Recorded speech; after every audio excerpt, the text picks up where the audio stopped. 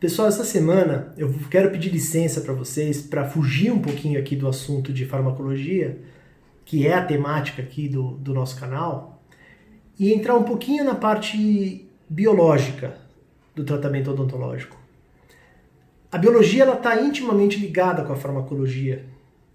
É impossível eu fazer uma prescrição correta se eu não tiver pelo menos uma noção de básica para intermediária dos eventos biológicos que estão ocorrendo ali no problema odontológico do nosso paciente, na infecção, na dor que o paciente está sentindo.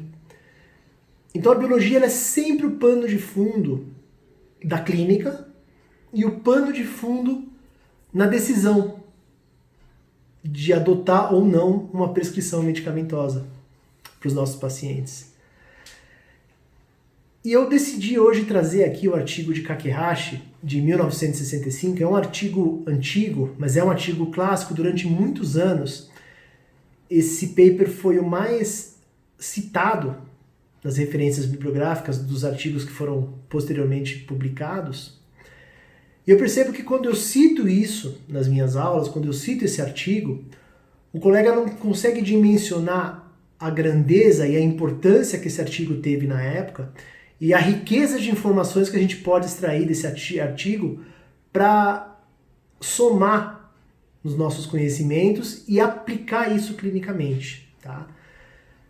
Então, vira e mexe, vai ter algum artigo de biologia aqui que a gente vai discutir, algum vídeo que eu vou fazer explicando alguns eventos biológicos, tá? Mas antes de você pausar o vídeo, fica tranquilo que eu não vou entrar muito a fundo nos eventos celulares, a gente não vai pegar muitos detalhes. O importante aqui é a gente saber qual a aplicação clínica do que a gente está vendo e interpretar esse artigo para tentar tirar proveito dessas informações do nosso dia a dia e principalmente nos nossos tratamentos endodônticos. Esse artigo ele foi publicado, como eu falei para vocês, em 1965 e eu vou dar o pano de fundo do contexto histórico da data da publicação desse artigo.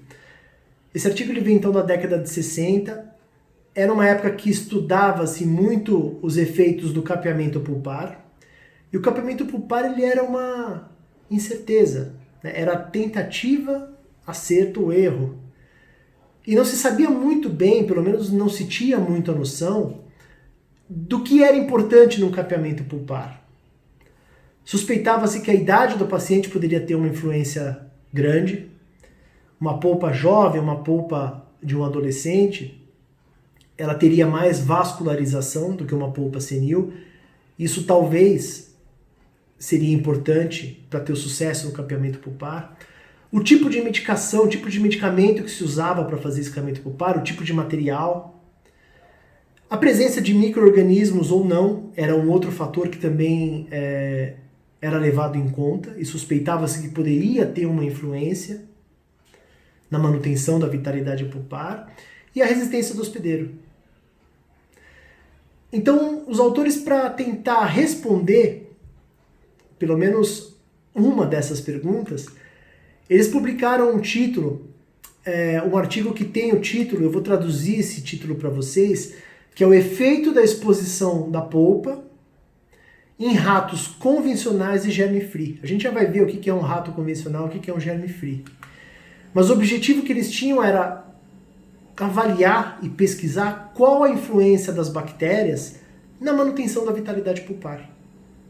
Se a bactéria seria mesmo decisiva para um tratamento de capeamento ter um sucesso, ou se outros fatores poderiam ter uma influência maior do que a presença de contaminação. Para avaliar a influência da bactéria na polpa, os autores tiveram uma ideia de separarem ratos. Eles usaram ratos da linhagem Fischer, são ratinhos de laboratório, muito usados para pesquisa. Eles separaram em dois grupos. Um grupo que a gente chama de convencional, que era o grupo controle, e um grupo chamado germe-free, ou seja, são ratinhos livres de bactérias, que é um grupo teste. Toda vez que a gente vai fazer uma pesquisa clínica, seja usando animais, seja pesquisa com pacientes, a gente sempre vai ter um grupo onde a gente vai testar o procedimento que a gente imagina que possa ter algum tipo de resultado, e a gente tem que ter um outro grupo que a gente chama de grupo controle, para poder comparar um grupo com outro. Então eu sempre tenho que ter esse padrão, entre aspas, padrão ouro, um grupo controle, um grupo de referência, para poder introduzir alguma coisa diferente num outro grupo, para poder comparar um grupo com o outro e saber se aquele método, se aquele medicamento, ou se a interferência de uma bactéria, de um micro-organismo, no caso, é o que a gente está vendo aqui, teria realmente essa influência decisiva na ocorrência de um evento futuro.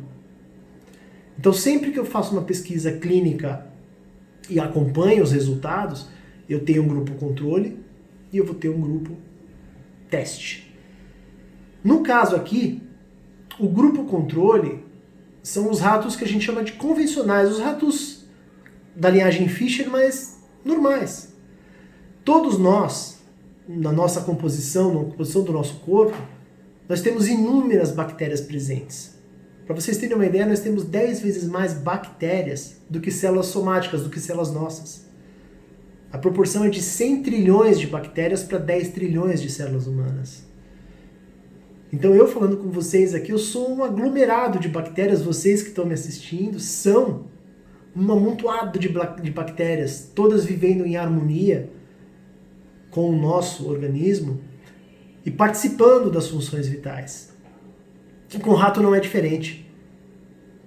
O rato é um animal que, além das células somáticas, das células presentes do corpo humano, do organismo desse animal, vão ter algumas bactérias presentes ali, numa grande proporção. E o rato germe-free é um pouquinho diferente. O rato germe-free, para vocês entenderem, é um rato totalmente isento de bactérias. Então é um rato que ele não tem bactéria na constituição do corpo dele. É um rato que não tem contato com bactéria no meio externo. Ele é tirado da mãe dele por meio de uma cesárea e imediatamente ele já é inoculado numa incubadora estéreo. A gente está mostrando para vocês aqui, estou mostrando para vocês aqui no vídeo o sistema Renier, que é uma incubadora que mantém esse rato num ambiente estéreo. Ele é manipulado por essas luvas pelo pesquisador.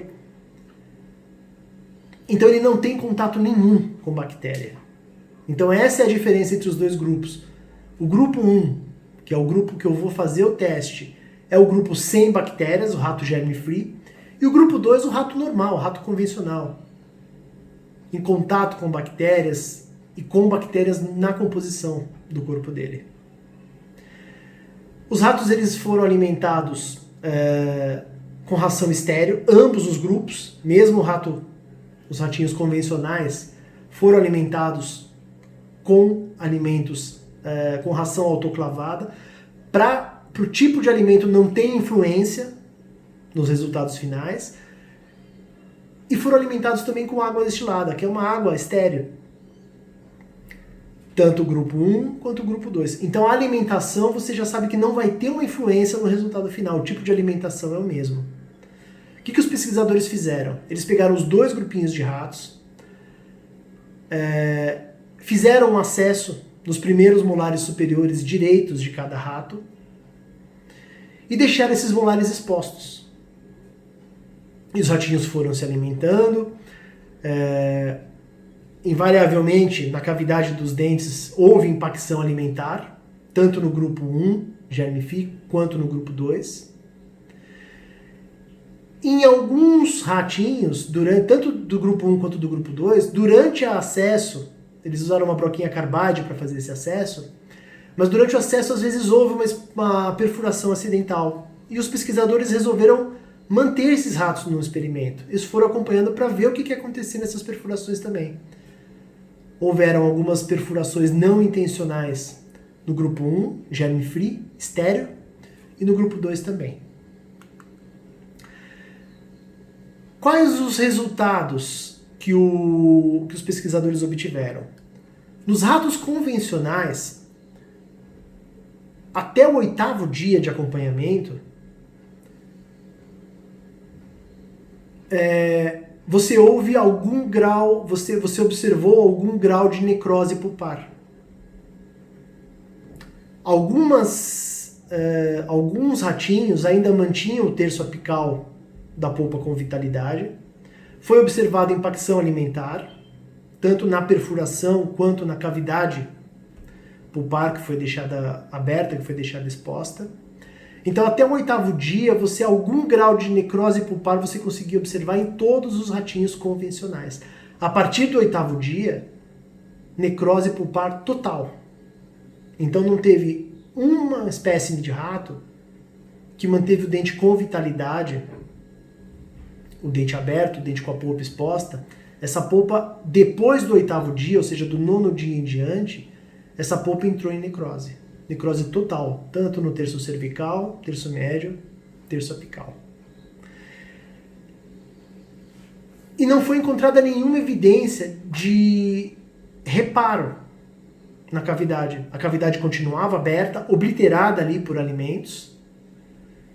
E foram observados histologicamente sinais de lesão periapical em algumas espécimes de ratos do grupo convencional. Então, o rato que estava em contato com bactéria, que não tinha o seu corpo estéreo e estava num ambiente contaminado, num ambiente com bactérias presentes, como a gente está aqui agora, em todos os casos você houve necrose total da polpa e presença de lesão periapical. E o mais interessante agora, o que aconteceu nos ratinhos convencionais, que são aqueles ratos que não entraram em momento nenhum em contato com bactéria? Você não teve nenhum caso de necrose total da polpa. Nenhum caso, pessoal. Você tinha impacção alimentar, porque os ratinhos estavam sendo alimentados. Então você tinha alimento impactando ali na perfuração, que às vezes pode ter sido feita, não intencionalmente. Você tinha impacção de alimento ali na cavidade que foi deixada exposta. Mas a manutenção da vitalidade pulpar ela estava sendo mantida. A polpa ela estava viva. Em alguns casos, olha que interessante isso, pessoal. Houve a formação de pontes de dentina na tentativa até de obliterar, de fechar essa cavidade que foi realizada. O ratinho não tem contato com bactéria, mesmo com a presença de uma alimentação, mas é uma alimentação estéril, ou seja, tinha debris que não estava contaminado, você tinha ali resto de alimento na cavidade, você teve a manutenção da vitalidade pulpar e, em alguns casos, até a tentativa, a formação de uma matriz ali, de uma ponte de dentina para tentar obliterar essa cavidade. E qual a conclusão que os autores chegaram, pessoal? Que a ausência de contaminação é fundamental para você ter sucesso no caso de capeamento pulpar. A ausência de micro-organismos, a ausência de bactérias em contato ali com a polpa, ela talvez tenha uma influência muito maior do que a idade do paciente, ela vai ter uma influência muito maior do que o tipo de material, o tipo de medicação que você está usando para manter essa vitalidade pulpar. E ela vai ter uma influência maior do que a resistência individual de cada hospedeiro. E a outra conclusão que a gente pode tirar também desse trabalho, pessoal, é que se você não tiver uma contaminação na polpa, você não vai ter a formação de uma lesão periapical. Olha que interessante. Isso pode explicar pra gente aqueles casos que chegam no nosso consultório, às vezes o paciente vem para um exame clínico, a queixa do paciente é um central, às vezes escurecido. Você questiona o paciente, central íntegro, escurecido, destoando dos demais, e o paciente, quando questionado, vai relatar para você, doutor, Há 10, 15 anos atrás, eu tomei uma bolada nesse dente, o dente às vezes pode ter ficado um pouquinho amolecido, depois ele firmou e nunca mais deu problema. Doutor, há 5 anos atrás eu tomei uma cotovelada nesse dente. Eu bati no guidão da bicicleta, mas nunca doeu, nunca inchou, nunca deu problema. Só agora começou a escurecer. Você faz a radiografia do dente, você não vê a lesão periapical, você não consegue visualizar a formação de uma lesão associada à periápse desse dente. Você vai fazer o teste de vitalidade e está necrosado. Então percebam que mesmo com a necrose pulpar, se você não tiver a contaminação desse tecido necrótico, você não vai ter a lesão periapical. Então o problema da endodontia, pessoal, é bactéria, é micro-organismo, é contaminação. Não fosse a contaminação, não teria lesão periapical. Então sempre que você estiver em frente a uma lesão, uma imagem sugestiva de uma lesão associada ao periápse de um dente, já começa a imaginar que provavelmente aquele dente está com a polpa necrosada e contaminada.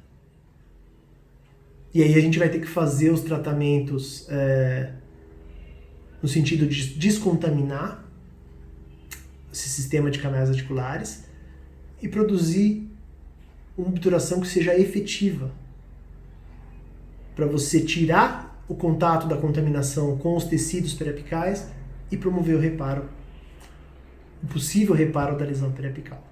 Tá? Então, Kakehashi é uma das bases. Depois isso foi confirmado pela tese do Sandqvist em 1976, trabalho publicado por Moller em 81. E essa tríade, que eu gosto de chamar que é a tríade biológica da infecção, é o que norteia o nosso pensamento na abordagem de um tratamento com lesão periapical.